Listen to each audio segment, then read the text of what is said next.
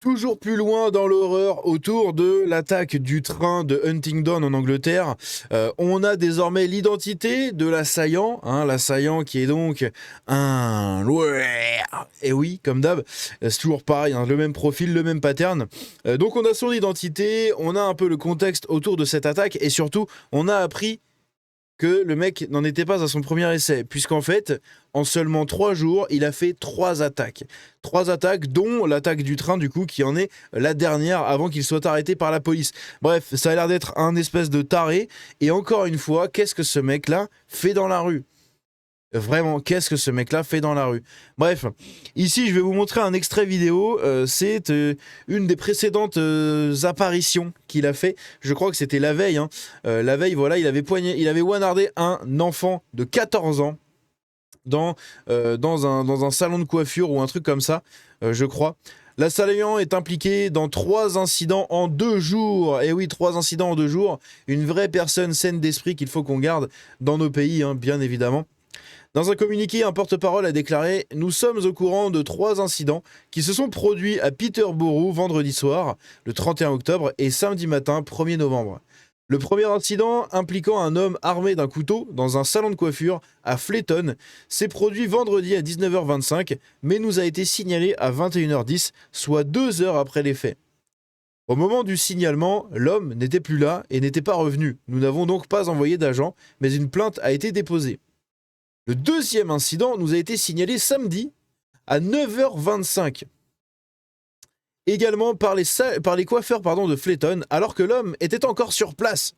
Des agents ont été dépêchés sur les lieux et sont arrivés en 18 minutes. Pourquoi il est venu en fait? Et putain, des flics qui mettent 18 minutes à arriver, c'est ouf. Attends, c'est loin la distance? Parce que entre... C'est quoi? C'est Peterborough et l'autre c'est Flayton. Parce que c'est quand même assez incroyable, hein. Peterborough. Où est-ce que c'est? En 18 minutes, quoi. 18 minutes pour intervenir. Ok, donc c'est là. Et Flayton. Ah, mais Flayton, c'est un quartier de Peterborough. Et les flics ont mis 18 minutes à intervenir. Donc Peterborough, ça se situe là, hein, pour vous montrer un peu la carte de l'Angleterre. Ça se situe ici. Et donc Peterborough, c'est toute cette ville, tout ça. Et dans cette ville, vous avez des quartiers / des petites villes de banlieue.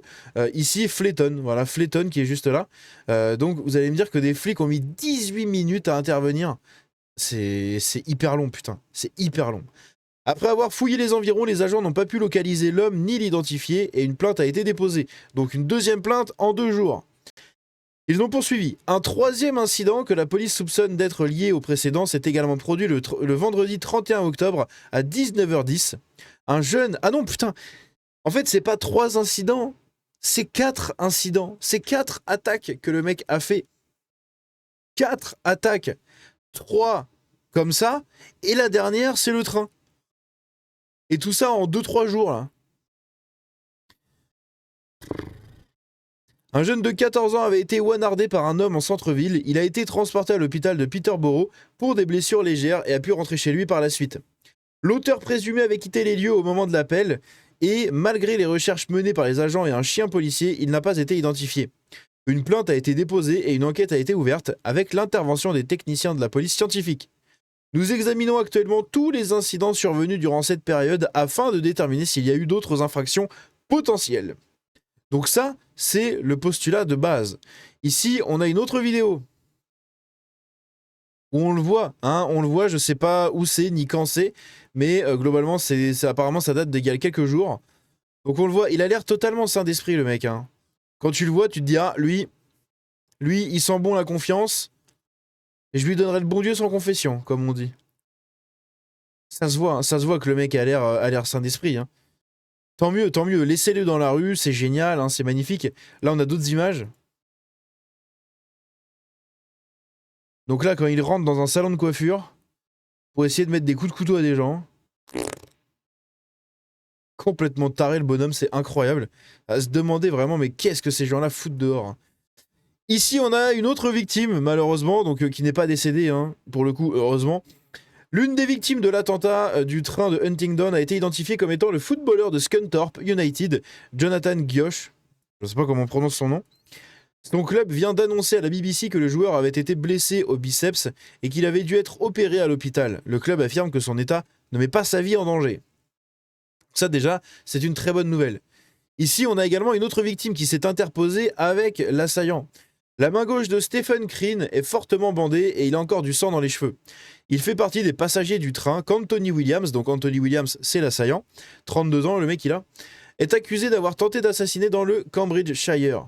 Un supporter du club de football de Nottingham Forest est salué comme un héros après avoir affronté l'agresseur du train, se retrouvant face à face avec lui dans le wagon. Il raconte à la BBC comment il s'est battu avec l'homme qui lui criait dessus tout en le frappant à la tête et à la main. Crean raconte avoir d'abord vu des gens dévaler le wagon en criant qu'un homme armé d'un couteau était présent. Alors que les passagers se précipitaient vers le wagon-restaurant, il a expliqué qu'il voulait avant tout s'assurer de leur sécurité. Je l'ai vu venir sur moi, un type avec un sac à dos, et il avait visiblement quelque chose dedans. Tout le monde s'est dirigé vers le wagon-buffet et il est presque plein. Personne ne peut plus y entrer. Je n'allais même pas donner la peine de me frayer un chemin, il y a des jeunes femmes et il faut qu'elles puissent entrer. Je l'ai interpellé car je devais m'assurer que la porte était bien verrouillée et j'ai jeté un coup d'œil autour de moi pour gagner du temps. Mais là, il a sorti un truc. Une lame énorme. Il a tenté de m'attaquer et on s'est battu et c'est là que mes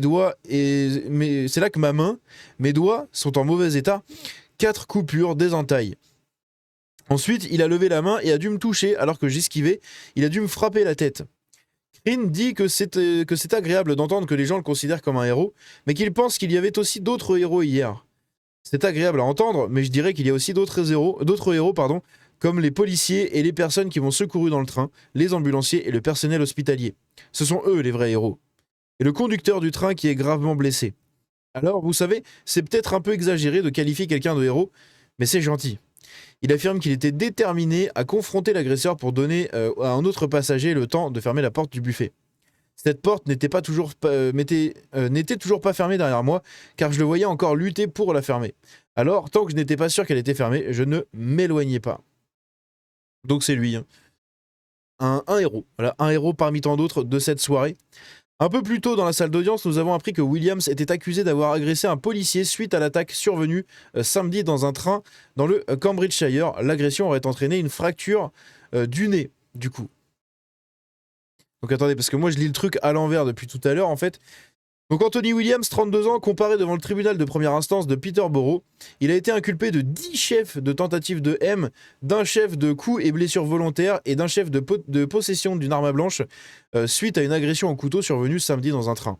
Williams est arrivé au box des accusés menotté, vêtu d'un sweat t-shirt gris et d'un pantalon.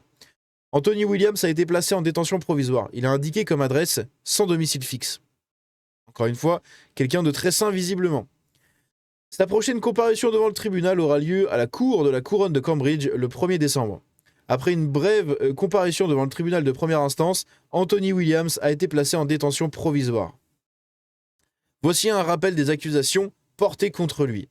10 chefs d'accusation de tentative de M, suite à l'attaque dans le train, des blessures corporelles liées à une agression présumée contre un policier dans un poste de police après l'attaque du train, une accusation de possession d'armes blanches en lien avec l'incident survenu dans le Cambridgeshire, et une autre tentative de M signalée dans un incident distinct survenu à la station Pontoon Dock du Dockland Light Railway, à Londres, du coup, aux premières heures de samedi.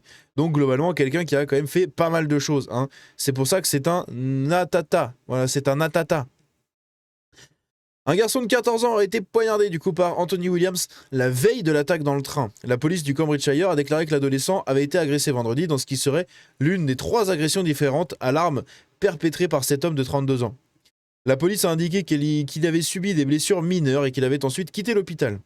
Dans un communiqué, un porte-parole a déclaré « Nous sommes au courant de 3 incidents qui se sont produits à Peterborough entre vendredi et samedi. Le premier incident impliquant un homme armé d'un couteau dans un salon de coiffure. Ensuite, il y a eu quand du coup le mec est revenu le lendemain, voilà. Le lendemain matin, il est revenu. Les flics se sont pointés, il était reparti. Après, il y a eu du coup avec le gamin et enfin du coup, il y a eu le train juste à la fin là. Bref. C'est désastreux. C'est vraiment désastreux. Comment ça se fait qu'un mec comme lui peut être en liberté en fait, alors même que de l'autre côté, vous avez ce cas-là aussi, hein, je le place ici. Je le place ici parce que regardez, c'est absolument ridicule. Rhiannon Evans, 25 ans, entre dans l'histoire judiciaire britannique le 29 janvier 2025. Pour la première fois, un tribunal condamne quelqu'un pour cyber-P. Entre le 22 décembre 2024 et le 1er janvier 2025, la jeune femme envoie 8 vidéos WhatsApp à Deborah Preiterk, l'ex de son compagnon. Sur chaque clip, elle pose son téléphone sous ses fesses, pète bruyamment face à la caméra et sourit. Accusée de causer détresse ou anxiété, donc de recevoir des vidéos de quelqu'un qui pète, ça peut nous causer de la détresse ou de l'anxiété, elle a écopé de 12 mois de travaux d'intérêt général, 15 séances de réhabilitation, un bracelet anti-alcool de 60 jours et une interdiction d'approche de 2 ans. Donc la justice est quand même sévère pour juste des P envoyés sur un réseau social. À côté de ça, vous avez des mecs qui se travaillent avec des couteaux, qui ont plusieurs signalements en quelques jours, il se passe absolument rien, et derrière il faut attendre un drame, encore une fois un gros drame, pour que les gens se bougent et se disent « Oui mais regardez lui, il était déjà condamné, il y avait déjà eu ça, ah mais regarde, la veille il avait déjà fait ça, et puis l'autre jour il avait fait ça, et puis machin ». C'est toujours le même putain de pattern, c'est incroyable.